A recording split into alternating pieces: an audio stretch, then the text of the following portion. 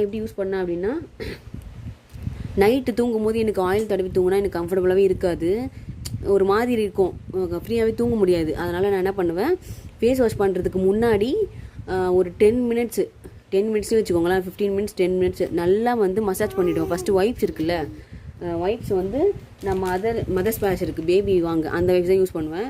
ஒன்று எடுத்து அதை வந்து நல்லா தொடச்சிட்டு ஃபேஸை வந்து நல்லா வைப் பண்ணி எடுத்துகிட்டு ட்ரை ஆனதுக்கப்புறம் என்ன பண்ணுவேன், இதை வந்து ஒரு ஒரு கொஞ்சம் எடுத்துக்கோங்க, உங்களுக்கு ஏற்ற அளவு எடுத்துக்கோங்க. இது வந்து ஆல்மோஸ்ட் காலியாக போகுது.